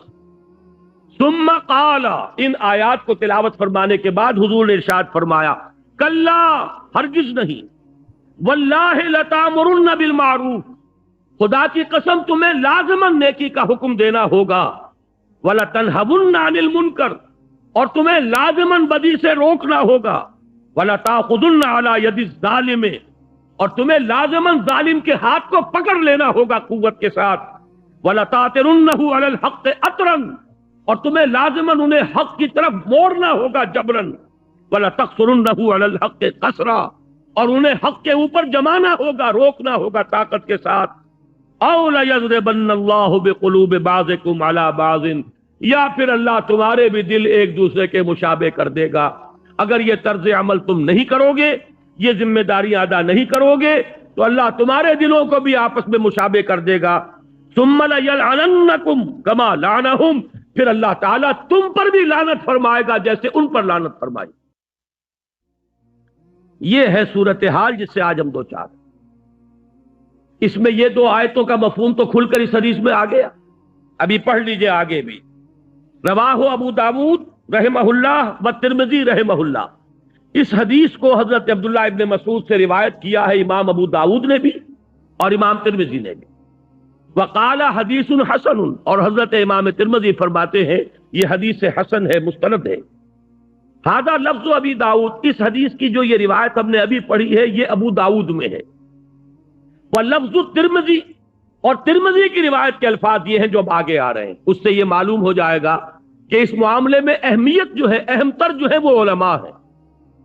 فرمایا قال رسول اللہ صلی اللہ علیہ وسلم، امام ترمذی نے جو روایت کی ہے الفاظ وہ یہ ہیں کہ رسول اللہ صلی اللہ علیہ وسلم نے فرمایا، لما وقعت بنو اسرائیل فی المعاصی، جب بنی اسرائیل معاصی کے اندر مبتلا ہو گئے، گناہوں میں مبتلا ہو گئے، نہتہم علماؤہم، ان کے علماء انہیں روکتے رہے، نہیں سے نہت بنا ہے، روکتے رہے، نہیں عن المنکر کا فریضہ سر انجام دیتے رہے، فلم ینتہوا، لیکن وہ باز نہیں آئے، فجالسوہم فی مجالسہم وواکلوہم وشاربوہم، لیکن اس کے باوجود کہ وہ لوگ باز نہیں آئے معاصی سے، یہ علماء ان کے ساتھ ان کی مجلسوں میں بیٹھتے بھی رہے، ان کے ساتھ کھاتے پیتے بھی رہے۔ نتیجہ کیا نکلا؟ فضرب اللہ قلوب بعضهم ببعض، تو اللہ تعالیٰ نے ان کے دلوں کو آپس میں مشابہ کر دیا۔ وَلَعْنَهُمْ عَلَى لِسَانِ داؤد وعیسی ابن مریم ذَلِكَ بِمَا عَصَوْا وَكَانُوا يَعْتَدُونَ، اور ان پر لعنت فرمائی حضرت عیسیٰ علیہ السلام کی زبانی اور حضرت داؤد علیہ السلام کی زبانی، اور یہ اس لیے کہ انہوں نے نافرمانی کی روش اختیار کی اور حد سے تجاوز کیا۔ فجلس رسول اللہ صلی اللہ علیہ وسلم وکان متکئا، اس کے بعد حضور اٹھ کر بیٹھ گئے۔ اس سے پہلے آپ ٹیک لگائے ہوئے تھے، ہو سکتا ہے کوئی تکیہ ہو اس کے سہارے آپ بیٹھے ہوئے تھے، اتنی گفتگو تو آپ نے اس طرح تکیہ لگائے ہوئے، ٹیک لگائے ہوئے فرمائی، لیکن اب یہاں جیسے کہ ایک شخص کو اب جوش آ جاتا ہے، کسی بات پر زور دینا مقصود ہے، اب حضور اٹھ کر بیٹھ گئے اور اب آپ نے فرمایا فقال لا، نہیں ہرگز نہیں، والذی نفسی بیدہ، اس ذات کی قسم ہے جس کے ہاتھ میں میری جان ہے، حتی تاتروہم علی الحق قطرہ، تمہاری ذمہ داری اس وقت تک ادا نہیں ہوگی جب تک کہ انہیں زبردستی حق کی طرف موڑ نہ دو۔ یہ ہے حضور صلی اللہ علیہ وسلم کا فرمان جو کہ امام ترمذی لائے۔ اس حدیث سے اب حقیقت واضح ہو گئی۔ پھر پڑھ لیجئے ان آیات کو، لعن الذین کفروا من بنی اسرائیل علی لسان داؤد وعیسی ابن مریم ذلک بما عصوا وکانوا یعتدون کانوا لا یتناہون عن منکر فعلوہ لبئس ما کانوا یفعلون۔ اب میں یہاں پہ تھوڑا سا اپنے حالات کی طرف بھی اشارہ کر دوں۔ ہمارے اس وقت ظاہر بات ہے کہ سب سے بڑا فرض دین کا علماء اور صلحاء اور صوفیاء جو تزکیہ نفس کی ذمہ داریاں ادا کر رہے ہوں، لوگوں کو اللہ کے ساتھ قرب جو ہے حاصل کرنے کے راستے بتا رہے ہوں، رہنمائی فرما رہے ہوں، ان کا سب سے بڑا فرض یہ ہے نہی عن المنکر، لوگوں کو بدی پر روکیں، ٹوکیں، انہیں منع کریں، ان پر تنقید کریں، اور اگر باز نہ آئے تو ان کے ساتھ اپنا مقاطعہ کریں، ملنا جلنا چھوڑیں، یہ سوشل پریشر ان کے اوپر ڈالیں۔ اور اس وقت جو صورتحال ہے اکثر و بیشتر تو جیسا کہ میں نے عرض کیا ہے، بڑے اہل حق علماء بھی ہیں، دنیا کبھی خالی نہیں ہوئی نہ ہوگی، اس کی ضمانت دی گئی ہے کہ لا یزال فی امتی طائفۃ قائمین علی الحق، حضور نے فرمایا میری امت میں ایک گروہ ہمیشہ حق پر قائم رہے گا، علماء حق سے دنیا خالی نہیں ہوگی۔ لیکن اکثریت کا حال کیا ہے؟ وہ بیچارے ملازم، تنخواہ پر ان کا دار و مدار ہے، پھر یہ کہ ان کے نذرانے، ان کے ہدیے، ان سے تو ان کی معیشت جو ہے وہ نکھرتی ہے، سنورتی ہے، بہتری ان کی زندگی کا جو سٹیٹس ہے وہ بلند ہوتا ہے، لہذا انہیں روکے اور ٹوکے تو کس طرح؟ اس سے جو اگلا مرحلہ ہے دینی جماعتیں فعال، میں ان کے بارے میں عرض کر رہا ہوں، سیاست میں، پاور پالیٹکس میں ملوث ہونے کا نتیجہ یہ نکلا ہے، ان کی ساری دوستیاں انہی لوگوں کے ساتھ، انہی کے ولیموں میں شریک نظر آئیں گے، فوٹو کھینچے ہوئے ہوں گے، فلاں بھی بیٹھے ہوئے ہیں اور فلاں جماعت کے لیڈر بھی بیٹھے ہوئے ہیں اور فلاں کے آدمی بھی آئے ہوئے ہیں، اور وہ ولیمے میں جو کچھ ہوا ہے وہ سب کے سامنے۔ ان لوگوں کا جو رویہ ہے، جو کردار ہے، پوری ہماری اجتماعی زندگی کے اندر جو زہر وہ گھول رہے ہیں، صرف سیاست کے پیش نظر، کسی وقت کسی کی ٹانگ گھسیٹنی ہے، سب جمع ہو جاؤ۔ اب ان میں کوئی تفریق نہیں ہوگی کہ اس کا نظریہ کیا ہے، اس کا رہن سہن کیا ہے، اس کا تمدن کیا ہے، اس کے ہاں بے پردگی ہے کہ پردہ اختیار کیا ہوا ہے، کچھ نہیں۔ یہ سارا واکلوہم وشاربوہم، انہی کی ہم جلیسی، انہی کے ساتھ کھانا پینا، سوشل فنکشن میں ان کے ساتھ شرکت، سیاسی اتحادوں میں ان کے ساتھ جمع ہو جانا، یہ ہے در حقیقت وہ طرز عمل جو اس پورے طرز عمل کی بالکل ضد ہے۔ اللہ کی کتاب، اس کے رسول کی سنت، آیات الہی اور حدیث میں اس کی جو شرح آئی وہ میں نے آپ کے سامنے رکھی۔ اپنی طرف سے آج اللہ کے فضل و کرم سے میں بہت کم بیان کر رہا ہوں، میں نے تو وہ آیتیں آپ کو 9 مقامات سے قرآن مجید کے دے دی ہیں جن میں امر بالمعروف و نہی عن المنکر لازم و ملزوم۔ پھر یہ میں آپ کو بتا رہا ہوں، یہ ہے علماء کے کرنے کا کام، یہ ہے صلحاء کا، دینی جماعتوں کے کرنے کا اصل کام۔ یہ نہیں کریں گے تو لعنت ہوگی، جیسے کہ حضور نے فرمایا، پھر اللہ تعالیٰ لازماً تم پر بھی لعنت کرے گا، جیسے کہ اس نے لعنت فرمائی تھی بنی اسرائیل پر۔ اگر تم یہ سمجھ رہے ہو کہ تم محمد کے امتی ہو صلی اللہ علیہ وسلم، انہیں بڑا فخر تھا، ہم آدم کی نسل سے ہیں، ہم موسیٰ کے امتی ہیں، ہم تورات کے ماننے والے ہیں، ہم لوگ تو نحن ابناء اللہ وحباہ، ہم تو اللہ کے بیٹوں کے مانند ہیں، اس کے بڑے چہیتے ہیں، لاڈلے۔ لیکن انہی کے بارے میں فرمایا لعن الذین کفروا من بنی اسرائیل علی لسان داؤد وعیسی ابن مریم ذلک بما عصوا وکانوا یعتدون کانوا لا یتناہون عن منکر فعلوہ لبئس ما کانوا یفعلون۔ اب آگے دیکھیے، یہ جو بھی کچھ وہ مجلسی روابط ہیں، اب ان کا نقشہ آ رہا، ترا کثیرا منہم، تم دیکھو گے ان میں سے بہت سوں کو، یتولون الذین کفروا، دوستی اختیار کرتے ہیں انہی کی جنہوں نے کفر کی روش اختیار کی۔ ان کی مجلسی روابط، ان کا اٹھنا بیٹھنا، ان کی دوستیاں، ان کے سارے جو ہے مشاغل، وہ سب ان کے ساتھ ہیں۔ لبئس ما قدمت لہم انفسہم، بہت بری ہے وہ شے جو انہوں نے اپنے لیے آگے بھیجی ہے۔ یعنی اللہ کے ہاں ان کے اس طرز عمل کے نتیجے میں ان کے لیے جو کچھ جمع ہو رہا ہے بہت برا ہے. اور وہ کیا ہے؟ ان سخط اللہ علیہم، کہ اللہ کا غضب ہے جو ان پر نازل ہوا ہے. وفی العذاب ہم خالدون، اور عذاب میں وہ ہمیشہ ہمیشہ رہیں گے. انا للہ و انا الیہ راجعون. یہ عذاب میں خلود کفار کے لیے ہوتا ہے، جو کافر ہوں خالص ان کے لیے. لیکن یہاں فرمایا جا رہا ہے ان کے لیے جو ویسے کہنے کو ان کے علماء تھے یہود کے، لیکن جب انہوں نے یہ روش اختیار کی تو فرمایا وفی العذاب ہم خالدون وَلَوْ كَانُوا يُؤْمِنُونَ بِاللَّهِ وَالنَّبِيِّ وَمَا أُنزِلَ إِلَيْهِ. اور اگر وہ واقعتاً ایمان رکھتے ہوتے اللہ پر اور نبی پر اور اس شے پر جو اس پر نازل کی گئی، مَتَّخَذُوهُمْ أَوْلِيَاءَ، وہ انہیں اپنا دوست نہ بناتے، ان کے ساتھ یہ سارے مجلسی روابط استوار نہ کرتے، ان کے ساتھ ہم مجلسی اور ہم پیالہ اور ہم نوالا ہونے کی روش اختیار نہ کرتے. وَلَٰكِنَّ كَثِيرًا مِّنْهُمْ فَاسِقُونَ، لیکن یہ کہ ان کی اکثریت فساق و فجار پر مشتمل. یہ دو مقامات سورہ مائدہ کے میرے آج کے درس کا اصل موضوع، اور یہ حدیث بلکہ دو حدیثیں سمجھیے، ایک ترمذی ایک ابو داؤد. یہ دونوں جو ہے میں ایک بہت بڑا تحفہ ہے جو آپ حضرات کی خدمت میں آج پیش کر رہا ہوں. ان کو پڑھیے، پڑھائیے، لوگوں کو سنائیے، انہیں عام کیجیے. اب ذرا دو حدیثیں پڑھ لیجئے جو اسی صفحے پر لکھی ہوئی ہیں. ان کا ذکر بار بار آیا ہے. وہ جو آج کتابچہ میں نے عرض کیا ہے میثاق کی شکل میں موجود ہے، جس کے بارے میں میں نے عرض کیا کہ ہر شخص کوشش کرے اس کو لے جائے ضرور اور آج کی رات ہی پڑھ لے. اس میں بھی ان دونوں حدیثوں کا تذکرہ ہے لیکن متن نہیں ہے، صرف اردو ترجمہ. یہ متن یہاں آپ کو مہیا ہو گیا ہے، اور میثاق میں بھی یہ چاروں صفحات ہم نے لگا دیے ہیں ایک ضمیمے کے طور پر. عن ابی سعید الخدری رضی اللہ عنہ، حضرت ابو سعید خدری رضی اللہ تعالی عنہ سے مروی ہے، قال سمعت رسول اللہ صلی اللہ علیہ وسلم یقول، وہ فرماتے ہیں کہ میں نے سنا خود اپنے کانوں سے محمد الرسول اللہ صلی اللہ علیہ وسلم کو فرماتے ہوئے. یہ دو حدیثیں جو ہیں اس عنوان کے تحت ہیں کہ نہی عن المنکر کی خصوصی اہمیت ہے. ان دونوں حدیثوں میں صرف نہی عن المنکر کا ذکر ہے. دو مقامات سورہ مائدہ کے جو ہم نے ابھی پڑھے ان میں صرف نہی عن المنکر کا ذکر ہے. امر بالمعروف کا ذکر نہیں آیا، تلقین کا ذکر، واعظ کا ذکر، نصیحت کا ذکر، کچھ نہیں، صرف نہی عن المنکر. لولا ینہاہم الربانیون والاحبار، کیوں نہیں روکتے انہیں ان کے علماء اور صوفیاء.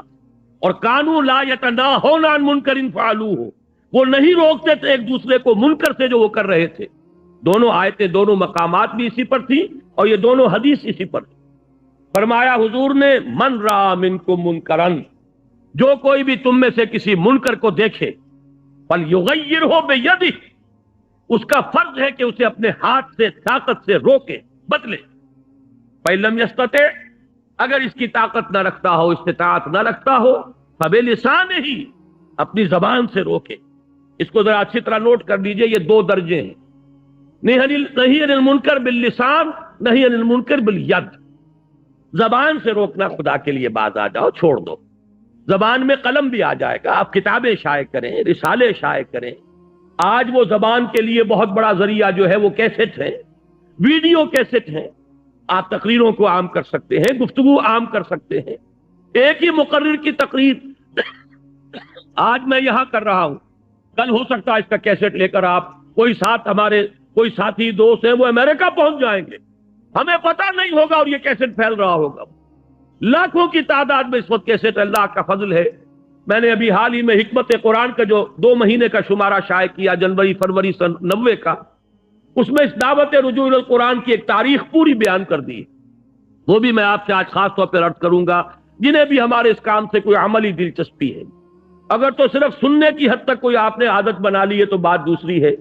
کوئی عملی دلچسپی ہے تو ہر شخص پر واجب ہے کہ وہ 2 ماہ کا مشترک شمارہ ضرور پڑھے. یہ پوری تاریخ امت کا تعلق قرآن سے کیوں کمزور پڑا، پھر یہ کہ اس کا دوبارہ آغاز کب ہوا ہے، شاہ ولی اللہ دہلوی رحمۃ اللہ علیہ کا کیا مقام ہے، اس کے بعد اب جو تفسیر قرآن کے سلسلے چل رہے ہیں وہ کون کون سے ہیں، ہماری خدمات کیا ہے، انجمن خدام القرآن ہو یا تنظیم اسلامی ہو.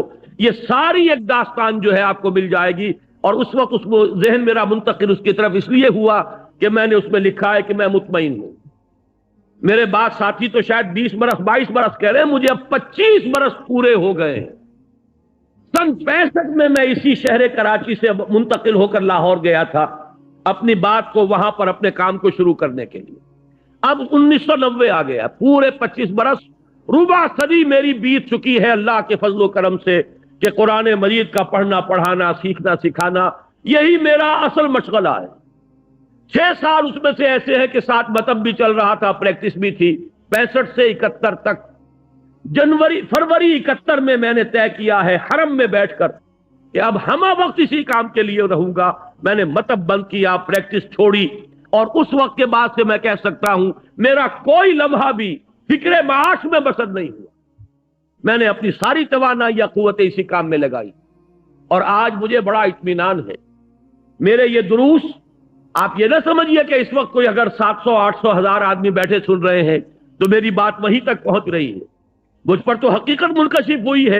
قرآن مجید میں جو کہا گیا کہ حضرت ابراہیم کو اللہ نے حکم دیا تھا اذن فی الناس بالحج یاتوک رجالا علی کل ضامر یاتین من کل فج عمیق۔ اے ابراہیم ذرا پکارو تو صحیح حج کے لیے لوگوں کو، تمہاری آواز ہم کہاں کہاں تک پہنچائیں گے تمہیں اندازہ بھی نہیں ہو سکتا۔ اذن فی الناس بالحج یاتوک رجالا وعلی کل ضامر، تم دیکھو گے لوگ چلے آئیں گے، پیدل بھی چلے آئیں گے، اور بڑی لاغر اور کمزور اونٹنیوں پر بھی دور دراز کی وادیوں سے سفر کر کے آئیں گے اور حج کریں گے۔ اللہ تعالیٰ کے اپنے غیر مرئی چینلز ہیں، آج وہ غیر مرئی چینل مرئی ہو کر سامنے آ گئے، لاکھوں کی تعداد میں کیسٹ ہے جو پہلے میں حیران ہوتا ہوں۔ ابھی امریکہ گیا تھا، وہاں جو شخص ملتا تھا کوئی کہتا تھا میرے پاس آپ کے 300 کیسٹ ہیں، کوئی کہتا 400 کیسٹ آپ کے میرے پاس ہے۔ ایک صاحب ملے، انہوں نے بتایا کہ میری زندگی کا مشن یہ بن گیا ہے، حقیقت و اقسام شرک کے 6 کیسٹ ہیں میرے، کہتے ہیں ہزاروں کی تعداد میں نے اس کے سیٹ جو ہے کاپی کر کر کے، میں تو ایک ہی کام ہے جو کر رہا ہوں، اس شرک کا خاتمہ ہوگا تو بات بنے گی، لہذا میں آپ کے صرف وہی کیسٹ ہیں جو میں اس کی کاپیز کر کے ہزاروں کی تعداد میں لوگوں تک پہنچا چکا ہوں۔ تو یہ دعوت اللہ کا شکر ہے پھیل رہی ہے۔ اور دوسرے یہ کہ اللہ کے فضل و کرم سے میرے اپنے بچوں سمیت 2-3 بچے میرے بھی ہیں جو اب شامل ہو چکے ہیں، MBBS کیے ہوئے بھی ہے، MA فلسفہ کیے ہوئے بھی ہے، MSc اکنامکس کیے ہوئے بھی ہے، اسی کام میں ہے۔ اور میں سمجھتا ہوں کہ تقریباً 25-30 نوجوان اعلیٰ تعلیم یافتہ اب اسی انداز میں درس دے رہے ہیں۔ میرا یہ کام الحمدللہ جاری رہے گا، یہ بات جو ہے بڑھتی رہے گی، پھیلتی رہے گی، لوگوں تک پہنچے گی، اور اس کے لیے ہمیں اندازہ بھی نہیں ہے کہ کہاں کہاں تک یہ باتیں پہنچ رہی ہیں۔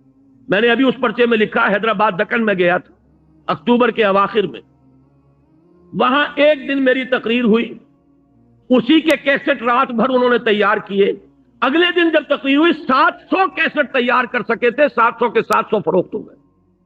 اور یہ کیسٹ وہ شے جو 3 منٹ میں کاپی ہو جاتا ہے، نہ معلوم اس سے آگے کتنی جگہ پر بات پہنچ رہی ہوگی۔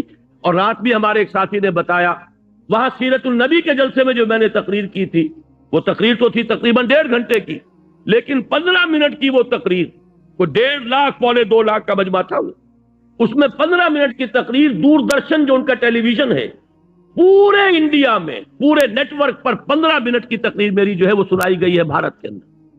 تو یہ بات تو انشاءاللہ پھیلتی رہے گی۔ میں بوڑھا ہو گیا ہوں، میری علالت کا بھی ذکر کیا گیا، میں علیل رہتا ہوں اب، اور 2 ہفتے سے شدید درد ہے میرے شانے میں اور پورے ہاتھ میں، اور بڑی سخت دوائیں کھا کر اس وقت تو میں یہ سوچ رہا تھا کہ پتہ نہیں گفتگو کر سکوں گا کہ نہیں کر سکوں گا۔ بہرحال جیسے بھی ہے، جب تک جان میں جان ہے اور جب تک بھی یہ اعضاء و جوارح ساتھ دے رہے ہیں، یہی کام کرنا ہے، اللہ کے اس پیغام کو پہنچانا ہے۔ تو میں عرض کر رہا تھا کہ یہ 2 صفحوں میں بہت قیمتی مواد ہے، اگر قدر و قیمت کا احساس آپ کو ہو، بہت قیمتی تحفہ ہے جو صرف ان 2 ورقوں میں آپ کے پاس آ رہا ہے۔ اگر اس کی قدر کو پہچانے، اسے عام کریں، تو 2 اصطلاحات پہچان لیجئے، پورے انقلاب کا فلسفہ اسی میں ہے۔ جب تک طاقت نہیں ہے، جب تک تعداد کافی نہیں ہے، منظم تربیت یافتہ لوگوں کی تعداد ابھی اتنی نہیں ہے کہ آپ چیلنج تھرو کر سکیں، نہیں عن المنکر باللسان کرتے رہیں گے، غلط کو غلط کہیں گے، حرام کو حرام کہیں گے، کوئی جمعہ پڑھنا چھوڑتا ہے چھوڑ جائے، 10 مرتبہ چھوڑ جائے، ہمیں محمد الرسول اللہ کا قول پہنچانا ہے کہ الربا 70 جزءا، سود کے گناہ کے 70 حصے ہیں، ایسروہا، اس میں سب سے ہلکا اس کے برابر ہے ان ينكح الرجل امه کہ کوئی شخص اپنی ماں کے ساتھ زنا کرے. کسی کو نہیں سننا نہ سنے، جمعہ چھوڑتا چلا جائے، مجھے تعداد کی کوئی فکر نہیں ہوتی، لیکن بات کہنی ہے صحیح. کون راضی ہے کون ناراض، اللہ کا شکر ادا کرتے ہوئے کہہ رہا ہوں آج تک یہ سوال میرے سامنے کبھی نہیں آیا.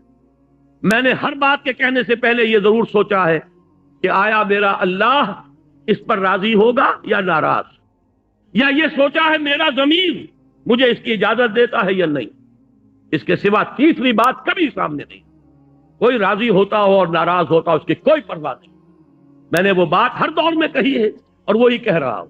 لیکن یہ ہے کہ کوئی انقلابی جدوجہد عثمانی میں کوئی عوامی تحریک برپا کر دوں اس کا حاصل نہیں، اس لیے کہ ابھی وہ جمعیت بنی نہیں. وہ مضبوط بنیان مرصوص کمیٹڈ لوگ جو اس سے نکاتی جو لاہ عمل ہے اس پر عمل کر چکے ہوں، جو پہلے خود اپنی زندگی کے اندر حلال و حرام کی پابندی کر رہے ہوں، جو خود دین پر کاربند ہوں، عمل پیرا ہوں، پھر وہ بنیان مرصوص بنے، منظم ہوں، ڈسپلنڈ ہوں، سم و طاعت کا ایک نظم جو ہے اختیار کر چکے ہوں. پھر ہم چیلنج کریں گے، پھر نہی عن المنکر بالید ہوگا، پھر طاقت سے کہیں گے کہ اب یہ ہم نہیں ہونے دیں گے. حدود اللہ کے محافظ بن کر کھڑے ہو جائیں گے. پہلے ہماری جان جائے گی، اس کے بعد اللہ کی حد جو ہے وہ پامال ہو سکے گی، ورنہ وہ ہمارے جیتے جی نہیں ہو سکے گا. ایبدل الدین وانا حی، کیا دین میں تبدیلی کر دی جائے گی اور میں زندہ ہوں؟ اللہ تعالی ہمیں اس مقام تک پہنچائے، لیکن اس کے لیے طاقت جو محمد الرسول اللہ نے پہلے فراہم کی دعوت اور تبلیغ کے ذریعے سے، جب طاقت فراہم ہو گئی تب آپ نے جہاد کیا. آپ کو معلوم ہے 13 برس تک اسی مکے میں محمد رہے صلی اللہ علیہ وسلم، اسی بیت اللہ کا طواف کرتے رہے جس میں بت رکھے ہوئے تھے، اسی حرم میں کھڑے ہو کر نماز پڑھتے رہے جس میں دائیں بائیں بت تھے. آپ نے کسی بت کو توڑا نہیں، طاقت فراہم کی، دعوت، تربیت، تنظیم، اللہ کے شیدائی، اللہ کے فدائی، وہ لوگ ان اللہ اشترى من المؤمنین انفسهم واموالهم بان لهم الجنہ، جو اس کے اوپر کاربند ہو گئے. پھر جہاد ہوا، جب فاتح کی حیثیت سے مکے میں داخل ہوئے پہلا کام یہ کیا جاء الحق وزهق الباطل ان الباطل کان زہوقا. یہ الفاظ آپ فرما رہے تھے اور ایک ایک بت کو توڑا جا رہا. یہ ہے نبوی طریق انقلاب. میں نے 2 جملوں میں بات کر دی ہے، اگر 400 صفحے میں پڑھنی ہے تو وہ منہج انقلاب نبوی والی کتاب ہے، اور اس میں آخری شے یہی ہے. آخری قدم اٹھایا جائے گا کب؟ جب طاقت ہوگی اتنی کہ ہم یہ محسوس کریں کہ اب ہم براہ راست تصادم مول لے سکتے ہیں. اتنی جمعیت ہے منظم لوگوں کی، ڈسپلن ڈیڈیکیٹڈ لوگوں کی، تب کریں گے. گویا کہ 2 اصطلاحات کے حوالے سے بات سمجھ میں آتی ہے.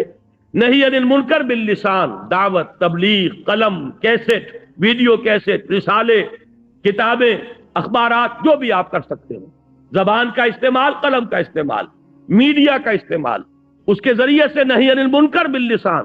لیکن ایک جب تنظیم تیار کیجئے، قوت فراہم کیجئے، اعدوا لهم ما استطعتم، جب طاقت ہو تو پھر کہیے گا کہ اب نہیں ہونے دیں گے. یہ ہوگا نہی عن المنکر بالید، طاقت کے ساتھ. تو فرمایا حضرت ابو سعید خدری نے رضی اللہ تعالی عنہ کہ ارشاد فرمایا محمد الرسول اللہ نے، میں نے خود سنا، فرماتے حضرت ابو سعید خدری میں نے سنا محمد الرسول اللہ کو فرماتے ہوئے من رأى منکم منکرا فلیغیرہ بیدہ، تم میں سے جو شخص کسی منکر کو دیکھے اس کا فرض ہے کہ اسے طاقت سے روک دے. فَإِن لَمْ يَسْتَطِعْ، اگر اس کی طاقت نہ رکھتا ہو جو ہماری اس وقت کی حالت ہے، فَبِلِسَانِهِ، تو اپنی زبان سے، فَإِن لَمْ يَسْتَطِعْ فَبِقَلْبِهِ، اگر یہ بھی نہیں تو دل کے اندر ایک صدمہ اور رنج اور دکھ، یہ کرب تو ہو. فرمایا وَذَلِكَ ضَعْفُ الْإِيمَانِ، یہ ایمان کا کمزور ترین درجہ ہے. اسی حدیث کو یہ مسلم شریف کی روایت ہے. اب دیکھیے دوسری روایت حضرت عبداللہ ابن مسعود سے، یہ بڑی اہم حدیث ہے. میں اس کے حوالے سے ایک بڑا اہم مسئلہ آج بیان کروں گا جو اس سے پہلے میں نے عرض نہیں کیا کبھی. یہ عبداللہ ابن مسعود سے روایت ہے رضی اللہ تعالی عنہ ان رسول اللہ صلی اللہ علیہ وسلم قال، کہ حضور نے ارشاد فرمایا ما من نبی بعثہ اللہ فی امت قبلی، کوئی نبی ایسے نہیں گزرے جنہیں مجھ سے پہلے اللہ نے کسی امت میں مبعوث کیا ہو، الا کان لہ من امتہ حواریون و اصحاب، مگر یہ کہ ان کے لیے ان کی امت میں سے کچھ لوگ نکلتے تھے جو ان کے حواری اور اصحاب ہوتے تھے. حضرت عیسیٰ کے ضمن میں آپ نے حواریون کا لفظ سنا ہے، اور حضور کے لیے صحابہ، یہ دونوں لفظ جمع کر دیے حضور نے۔ حواری اور اصحاب ہوتے تھے، اب نوٹ کیجئے وہ کرتے کیا تھے حواری اور اصحاب؟ یاخذون بسنتہ ویقتدون بامرہ، بہت پیارے الفاظ۔ ان حواریین اور اصحاب کا کام یہ تھا کہ وہ اپنے نبی کی سنت کو مضبوطی سے پکڑتے تھے اور ان کے حکم کے مطابق چلتے تھے، اقتداء کرتے تھے، پیروی کرتے تھے۔ جیسے نماز میں ایک امام ہوتا ہے، ایک مقتدی ہوتا ہے، مقتدی جو ہے پیروی کرتا ہے امام کی، وَيَقْتَدُونَ بِأَمْرِهِ، اقتداء کرتے تھے ان کے حکم کا۔ ثُمَّ إِنَّهَا تَخْلُفُ مِن بَعْدِهِمْ خُلُوفٌ، پھر یہ کہ ہمیشہ ایسا ہوتا رہا کہ بعد میں ایسے ناخلف لوگ آ جاتے تھے، جیسے ہم ہیں، جیسی آج کی امت مسلمہ ہے، ایسے ناخلف لوگ وہ کیا کرتے تھے؟ یہاں بھی دو چیزیں لائے صلی اللہ علیہ وسلم، یقولون ما لا یفعلون، جو کہتے تھے جو کرتے نہیں تھے، ویفعلون ما لا یؤمرون، اور کرتے وہ تھے جس کا انہیں حکم نہیں ہوا تھا۔ بدعات ہیں، نئی نئی رسومات ہیں، نئی نئی چیزیں ہیں جو ایجاد کر لی گئی ہیں، جن کا حکم اللہ کی کتاب میں نہیں، اس کے رسول کی سنت میں نہیں، صحابہ کے طرز عمل میں نہیں، اور قول جو ہے بڑا اونچا، یقولون ما لا یفعلون، وہ جو سورہ صف میں فرمایا گیا لما تقولون ما لا تفعلون، اے مسلمانوں کیوں کہتے ہو جو کرتے نہیں؟ تو کہنے میں کیا جاتا ہے؟ حضور کے عشق کے دعوے کیجئے، عشق رسول کے لیے بڑی لمبی چوڑی نعتیں پڑھ لیجئے، کیا گیا؟ کچھ بھی نہیں۔ تو قول جو ہے وہ تو آسان ہے، یقولون ما لا یفعلون ویفعلون ما لا یؤمرون، اور کرتے وہ تھے جس کا حکم نہیں تھا۔ اب آپ نے فرمایا فمن جاہدہم بیدہ فہو مومن، تو جو شخص ایسے لوگوں کے ساتھ جہاد کرے گا اپنے ہاتھ سے وہ مومن ہے۔ ومن جاہدہم بقلبہ فہو مومن، اور جو ان کے ساتھ جہاد کرے گا اپنے دل سے وہ مومن ہے۔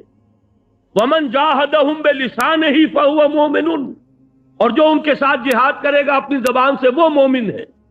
وَلَيْسَ وَرَاءَ ذَلِكَ مِنَ الْإِيمَانِ حَبَّةُ خَرْدَلٍ، اور اس کے بعد تو ایمان رائی کے دانے کے برابر بھی نہیں، احساس ہی نہیں رہا۔ منکرات پھیل رہے ہیں، بے حیائی پھیل رہی ہے، بدعات پھیل رہی ہیں، رسومات کے تومار ہے، اور جو کچھ ہو رہا ہے آج کل شادیوں میں وہ سب آپ کو معلوم ہے، یہ سب ہو رہا ہے، اور ہمارے جو نہیں ریگ رہی ہمارے احساسات کے اوپر۔ معلوم ہوا کہ وَلَيْسَ وَرَاءَ ذَلِكَ مِنَ الْإِيمَانِ حَبَّةُ خَرْدَلٍ، ہم اس کے زمرے میں آ رہے ہیں، اللہ تعالیٰ معاف فرمائے اور ہمیں ایمان کی تجدید کی توفیق عطا فرمائے، ورنہ حکم تو یہ ہے کہ پھر تو رائی کے دانے کے برابر ایمان نہیں۔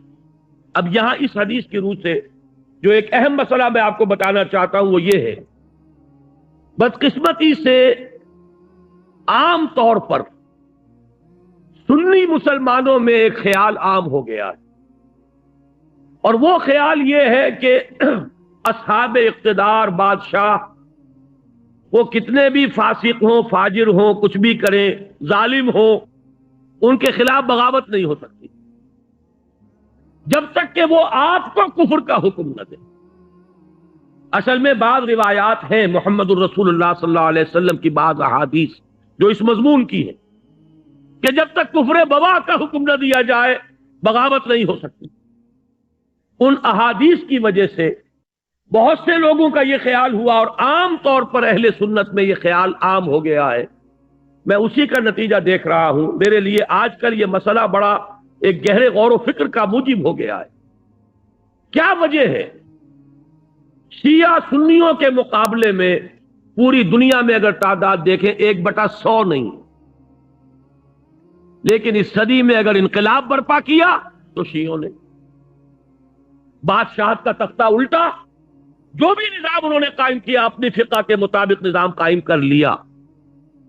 پوری سنی ورلڈ، موریتانیہ سے لے کر انڈونیشیا تک، ایسی ایسی عظیم تحریکیں، جماعت اسلامی کی تحریک، تبلیغی جماعت کی تحریک، الاخوان المسلمون کی تحریک، لیکن کہیں بھی انقلاب کے کوئی آثار ابھی تک موجود نہیں، دور دور تک کوئی اثرات نہیں۔ آخر کوئی سبب ہے اور طلب مسئلہ ہے، وجہ کیا ہے؟ یہ سنی جو ہے یہ سنتی گم ہو کر رہ گیا ہے. کوئی نہ کوئی فکر کے اندر، سوچ کے اندر، نظریے کے اندر کوئی غلطی. بات سمجھ لیجیے. آج جیسا کہ میں نے عرض کیا، میں نے بڑا سینسیٹیو ایشو ہے، آج تک کبھی اس پر گفتگو نہیں کی ہے، لیکن کچھ دنوں سے شدت کے ساتھ میں سوچ رہا ہوں. وجہ کیا؟ جان ہی نہیں پڑتی کہیں. معلوم ہوتا مردہ ہے. معاشی مسئلے پر کھڑے ہو جائیں گے، سیاسی مسئلے پر کھڑے ہو جائیں گے، کسی کی ٹانگ گھسیٹنے کو جمع ہو جائیں گے، سینکڑوں لوگ جانے بھی دے دیں گے، لیکن کوئی آرگنائزڈ ایفرٹ اس دنیا میں، اسی دور میں ایرانیوں نے کر کے دکھا دیا. جو بھی ان کا دین ہے، جو بھی ان کی فقہ ہے، جو ان کے تصورات ہیں، اس کو چھوڑ دیجئے کہ اس سے ہمیں کہاں کہاں اختلاف ہے، لیکن انہوں نے اس کو کر کے تو دکھایا ہے. ہم نے کیا کیا؟ بادشاہتیں چل رہی ہیں، ایک ایک محل اربوں ڈالر کا بنتا ہے اور محل خالی پڑے رہتے ہیں. بادشاہ سلامت کی جھلک دیکھنا نصیب نہیں ہوتا محل کو. سال میں زیادہ سے زیادہ بادشاہ سلامت 4-6 دن کے لیے آ جائیں گے بس، اور محل اربوں ڈالر کا بنا ہوا. جبکہ اسی ملک کے اندر جا کر دیکھیے آپ کو کہ بالکل حیوانوں کی طرح انسان رہتے ہوئے نظر آ جائیں گے، بھیک مانگتے ہوئے لوگ نظر آ جائیں گے. حاجیوں سے اور جو لوگ عمرے کے لیے جاتے ہیں، بچے جس طریقے سے لپٹ لپٹ کر مانگتے ہیں، وہ وہاں پہ اب بھی نقشہ موجود ہے. یہ حال کیا ہے؟ یہ نظام ہمارے ہاں کیوں نہیں بدل رہا؟ کہیں سے کوئی، خاص طور پر اس دنوں میں